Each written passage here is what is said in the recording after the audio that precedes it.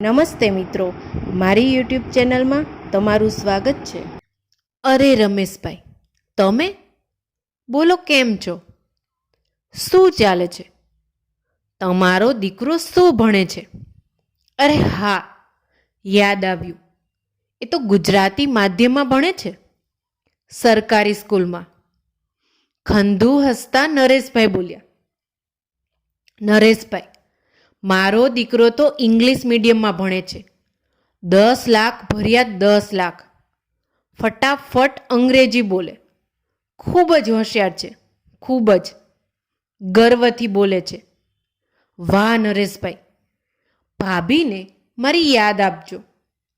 નરેશભાઈને ગરીબી અને મધ્યમ વર્ગીય લોકોથી ખૂબ જ નફરત હતી. એટલે જૂનું ઘર બદલી વૈભવશાળી બંગલામાં રહેવા આવી ગયા. હાઈફાઈ વિસ્તાર. શિવમ બેટા, દિલ્હીની બેસ્ટ સ્કૂલમાં તારું એડમિશન લીધું છે. તારે ખૂબ મહેનત કરવાની છે. એનો સામાન પેક કરતા મીના એને સમજાવે છે. જો, બેગમાં સાઈડ પર લાડુનો ડબ્બો મૂકું છું, ખાસ તારા માટે બનાવ્યા છે. આ મોમ, ત્યાં બધું મળે છે. પપ્પા પ્લીઝ મોમને સમજાવો ને. બેટા, તું રાખને, તારી મોમ કેટલા પ્રેમથી તને બનાવીને આપે છે. Okay dad. Mom, dad, bye. I miss you. Aarav બેટા, અમદાવાદ ધ્યાનથી ભણજે. તને ખબર છે ને, આજે તારી સ્કૂલ ફી શાકભાજી વેચી. હા મમ્મી, મને યાદ છે. હું મન દઈને ભણીશ, તું ચિંતા ના કર. હું કંઈ નથી ભૂલ્યો. ભૂલી તો તું ગઈ માં. તારા હાથના બનાવેલા લાડુ મને ખૂબ ભાવે. પ્લીઝ બનાવી દે ને. ત્યાં જઈશ પછી તો નહીં મળે. હા હા, મને યાદ છે, બનાવી જ રાખ્યા. જતી વખતે કરુણ વાતાવરણ સર્જાય છે. સમય વીતતો જાય છે. શિવમે દિલ્હીમાં અને આરવે અમદાવાદમાં કોલેજમાં પ્રવેશ કર્યો. નરેશભાઈ શિવમની હોસ્ટેલ પર મળવા જાય છે. ડેડને જોઈ ખુશ થવાને બદલે ગુસ્સે થાય છે. અરે ડેડ, તમે અહીં કેમ આવ્યા? બેટા, તને મળવા અને જોવા. અરે ડેડ, મારા હાઈફાઈ મિત્રો સામે તમને મળતા મને શરમ લાગે છે. દીકરાના અપમાનજનક શબ્દો સાંભળી દુઃખ થાય, પણ કડવા ઘૂંટડા ગળી જઈ. બેટા, તારી માએ તારા માટે લડ્ડુ મોકલ્યા છે. ઓહ, મોમ પણ સુધરતી નથી. ખબર નથી પડતી કે મારો સ્વાદ બદલાઈ ગયો છે. લાડુ, માય ફૂટ. રસ્તે બેઠેલા ભિખારી સામે ડબ્બો ફેંકે છે. નરેન્દ્રભાઈનું હૃદય દ્રવી ઉઠે છે. બેટા, તારી માની લાગણીને, પ્રેમને આમ રસ્તે ભિખારીને. ભારે હૈયે ઘરે જાય છે. આ બાજુ રમેશભાઈ અને સુમન એના દીકરા આરવને મળવા અમદાવાદ આવે છે. આટલી વિશાળ કોલેજમાં આરવને શોધવો ક્યાં? ગડમથલમાં તેમણે ત્યાં ઊભેલા છોકરાને કહ્યું. એક વિદ્યાર્થીએ કહ્યું, અંકલ, અહીં રહો, હું આરવને બોલાવું છું. મા બાપ મળવા આવ્યા. એ સાંભળી આરવ હરખમાં આવી ગયો. માતા પિતાને દોડીને ભેટ્યો. મમ્મી પપ્પા, તમે? હું તમને ખૂબ યાદ કરતો હતો. પાપા, સારું કર્યું તમે આવ્યા. મમ્મા, તારા હાથના લાડુ લાવી કે નહીં? હું ખૂબ યાદ કરતો હતો. કોને, મને કે લાડુને? બંનેને. હા હા, હું નથી ભૂલી. મારો દીકરો શહેરમાં આવીને પણ સંસ્કાર નથી ભૂલ્યો. આરવને જાણે કિંમતી ખજાનો મળ્યો હોય એમ ખુશ થાય છે. શિવમ અને આરવ ગ્રેજ્યુએશન અને માસ્ટર પૂરું કરે છે. બંનેને પોતાના ફિલ્ડમાં સારી નોકરી મળે છે. હેલો ડેડ, મોમ, 2 દિવસ પછી મારે ઓફિસમાં પાર્ટી છે, તમારે આવવાનું છે, કહી ફોન કાપી નાખે છે.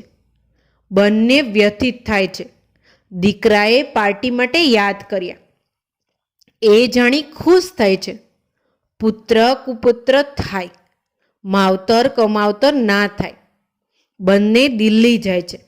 દીકરાની પ્રગતિ જોઈ ગર્વ થાય છે. Ladies and gentlemen, thanks a lot. આપ સર્વેએ અહીં પધારી મારો પ્રસંગ રૂડો બનાવ્યો. આજે મારા જીવનમાં મહત્વના કોઈ ઇન્ટ્રોડ્યુસ કરવા માંગુ છું. સાંભળી નરેશભાઈ અને મીતાબેન ઊભા થાય છે. ત્યાં શિવમનો અવાજ ગુંજ્યો. So ladies and gentlemen, most welcome my behalf my most beautiful wife Mrs Arohi Shivam. દીકરાની આ ઘોષણાથી મીનાને હાર્ટ એટેક આવે છે અને હોસ્પિટલ લઈ જતા રસ્તામાં મૃત્યુ પામે છે. મહિના પછી આરોહી અને શિવમ નરેશભાઈને બંગલે આવે છે. બંગલો પોતાના નામે કરી પાપાને કહે છે, તમે તમારા રસ્તો શોધી લો. આ બધી જ મિલકત હવે મારી છે. બધી જ વિગત આરોહીને જણાવે છે. આરોહી કહે, જા આરવ જા, તું તારા જન્મદાતાનો ના થયો તો મારો શું થવાનું? આજથી તારા અને મારા રસ્તા અલગ છે. રસ્તામાં રમેશભાઈ નરેશભાઈને મળી ગયા. તેણે એ બધી હકીકત કહી. લાખ રૂપિયા ભરી મારા દીકરાને ભણાવ્યો. મારા દીકરાએ એ લાખના બદલે મારા સપનાઓ, અરમાનો બાળીને રાખ કર્યા. આરવ અને આરોહી ધીમે ધીમે મળે છે. આરવને એનો સ્વભાવ ગમે અને એ આરોહી સાથે લગ્ન કરવા માવતરને કહે છે. આરોહી જેવી ગુણિયલ સ્ત્રી મળે એ તો સદભાગ્યની વાત છે. બંનેના લગ્ન થાય છે. શિવમ પણ બીજા લગ્ન કરી લે છે. 30 વર્ષ બાદ. Hello Mrs Aarohi. એક કાર એક્સિડન્ટ અકસ્માતમાં આરવનું મૃત્યુ થાય છે. આરોહીને ખૂબ આઘાત લાગે છે. આરવ મને એ નીલને એકલા મૂકીને, એકલા છોડીને ક્યાં ગયા? 10 વર્ષ બાદ. આવો માં.